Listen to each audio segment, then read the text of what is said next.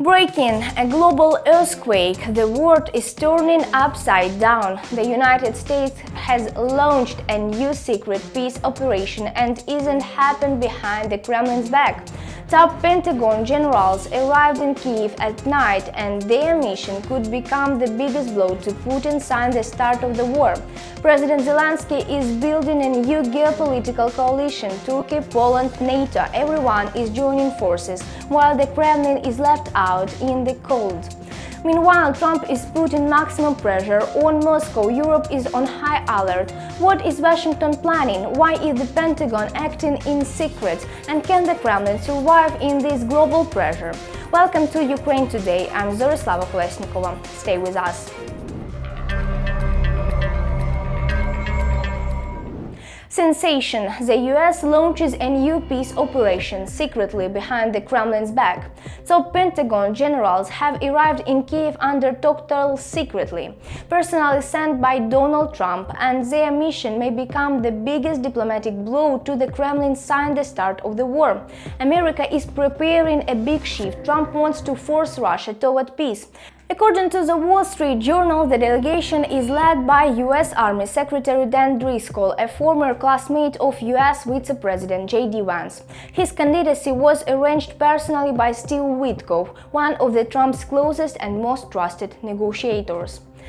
Wall Street Journal calls this decision extraordinary and indicative because the White House sent to Ukraine not a diplomat but a person responsible for arming and training the American army. And now it becomes clear why. Mission first is to force Russia to sit down at the negotiation table. According to the Wall Street Journal, it is Driscoll who, on behalf of Trump, must agree with Zelensky on a return to the negotiation process, assess the situation on the front, and then meet with Russian officials. Driscoll's mission is to resume peace talks on Trump's behalf. The Trump administration is convinced that Moscow will be more willing to talk with military mediators than with diplomats after the failure of previous attempts. Mission 2. Military technology. The US wants to cooperate with Ukraine on drones. Political reports that in addition to negotiations, the delegation has a second strategic objective: to conclude a major defense technical agreement on drones and autonomous munition. Ukraine has become a world leader in the production of UAVs during the war, and the US wants access to these technologies. In 2025-2026, Ukraine plans to launch massive production of a new long-range missile Flamingo, which in some characteristics even exceeds than American Tomahawk. Along with Driscoll, General Chris Donahue, the commander of U.S. forces in Europe, and General Randy George, the chief of staff of the U.S. Army, arrived in Ukraine. This is the highest military landing in Kyiv during the entire war. Driscoll will participate in meetings in Ukraine and report his findings to the White House. The White House is disappointed by the failure of previous peace initiative.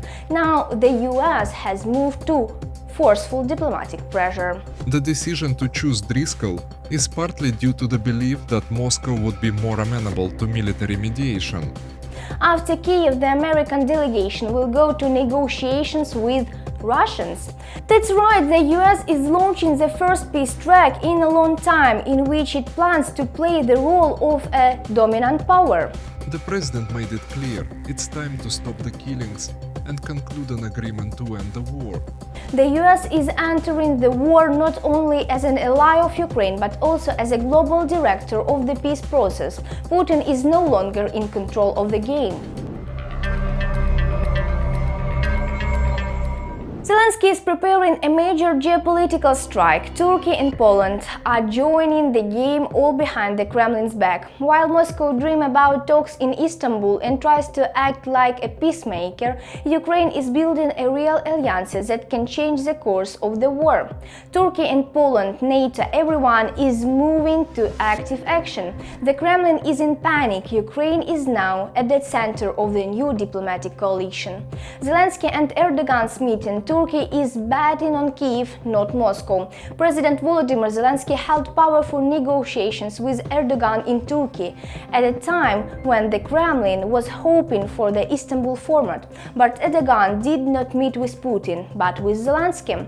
And this is already a signal. According to Ankara's official statement, the leaders discussed economic cooperation, regional security issues, and deepening strategic partnership. The meeting was held in a constructive format, and parties agree on strengthened cooperation. Turkey is directly interfering in a peace process. We facilitated the exchange of prisoners and bodies of the dead, worked to define the terms of peace negotiations. After returning from Turkey, Zelensky held a conversation with Polish Prime Minister Donald Tusk.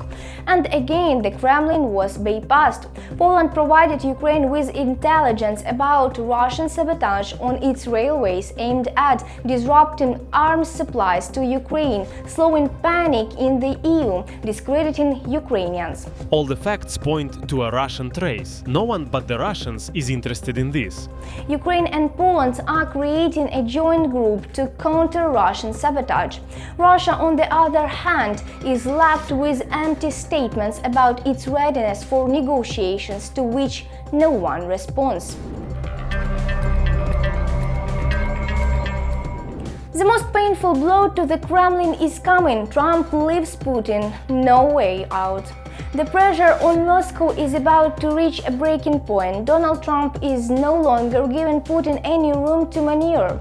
The era of soft sanctions is over and a new crushing wave is being prepared. If Russia refuses to end the world is ready to choke the Kremlin's economy completely.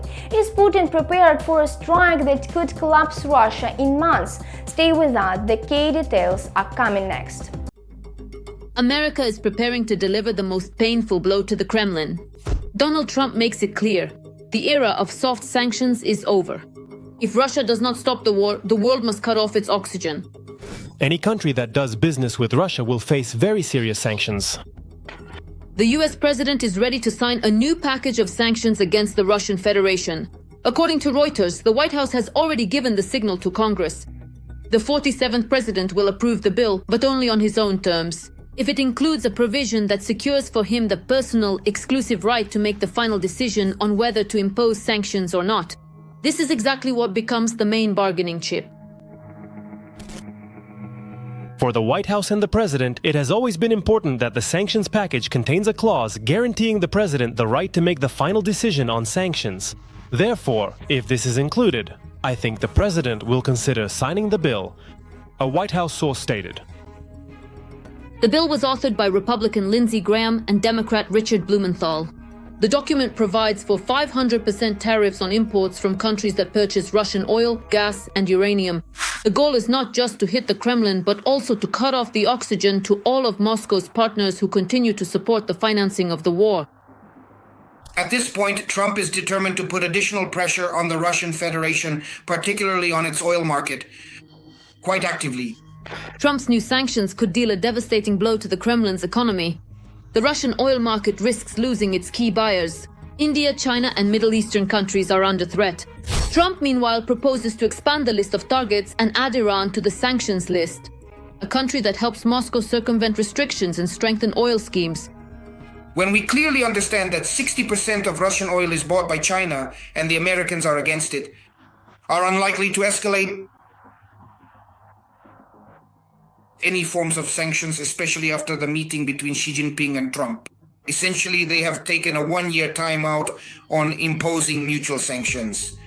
Most likely, part of the Russian oil market in China will remain.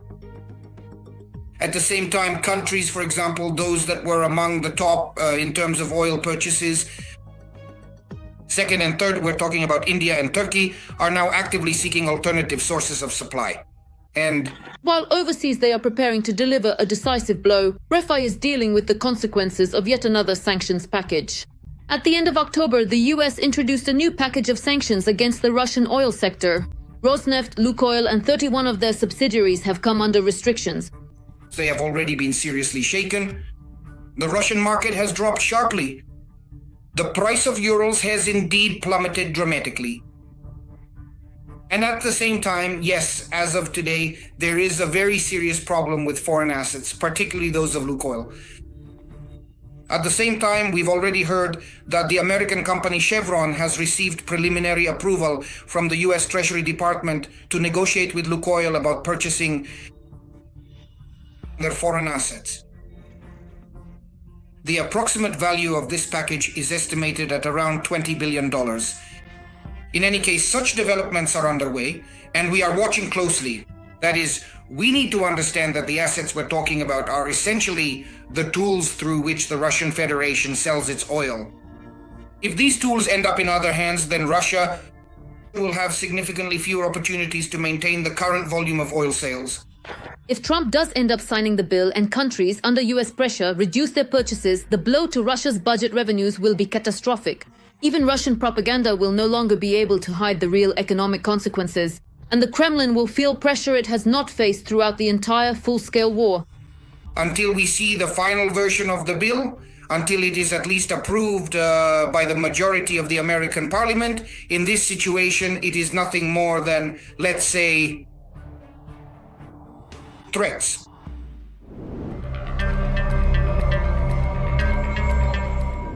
Europe on alert. Poland warns the pre-war era has begun. Europe may have plans for peace, but reality is hitting much faster. Poland is sounding the alarm. The aggressor is preparing for a strike. Poland's chief of general staff warns Russian agents are creating chaos, spreading distrust in the government, the army and the police, preparing conditions for a future attack. Is the Kremlin preparing to open a new front inside the EU? And could this be the beginning of a much larger war in Europe? Stay with us, the full story is next.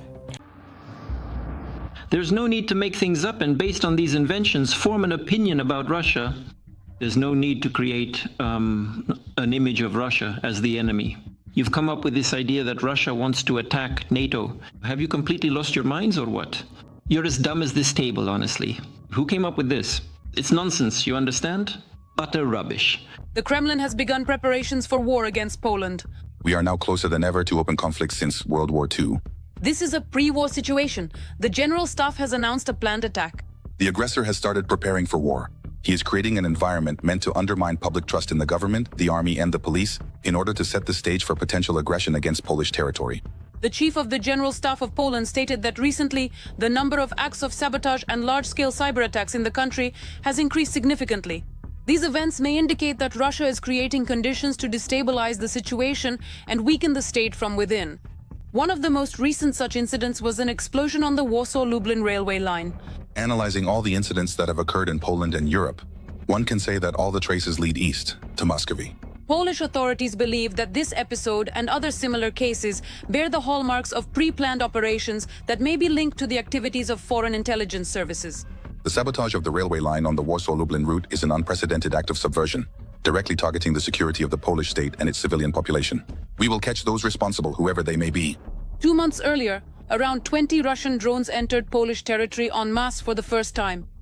Poland's security agencies stated that the threat from the drones was more serious than the authorities had initially believed. The claim that these were simply cardboard and paper objects is actually not entirely true, as some have suggested. The Polish leadership does not hide the fact that it is preparing for a direct confrontation. We can respond to these threats either symmetrically or asymmetrically. We have the full arsenal of tools at our disposal.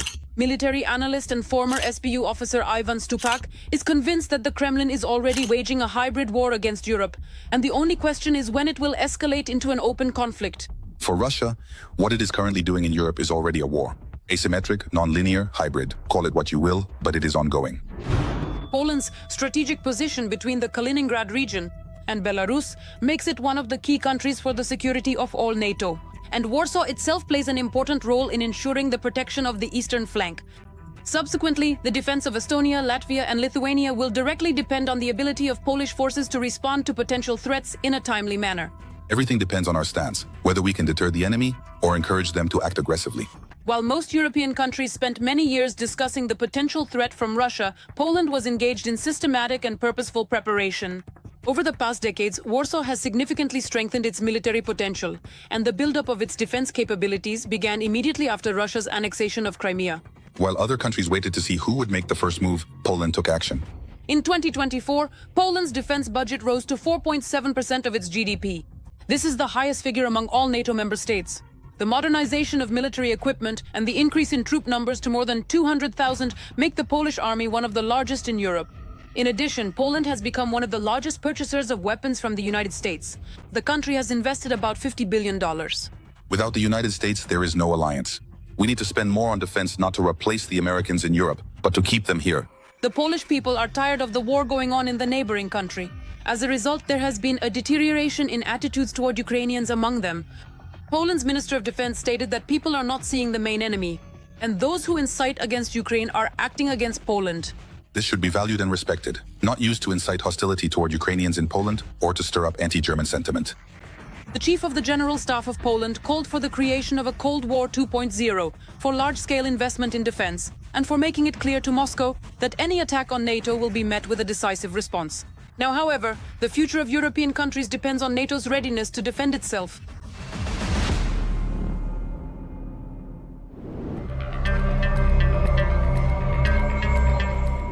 That's all for today on Ukraine Today. If you believe the truth must be louder than Kremlin lies, like, share and subscribe. Your support keeps us on the information front line. Stay strong, stay informed and stay with Ukraine.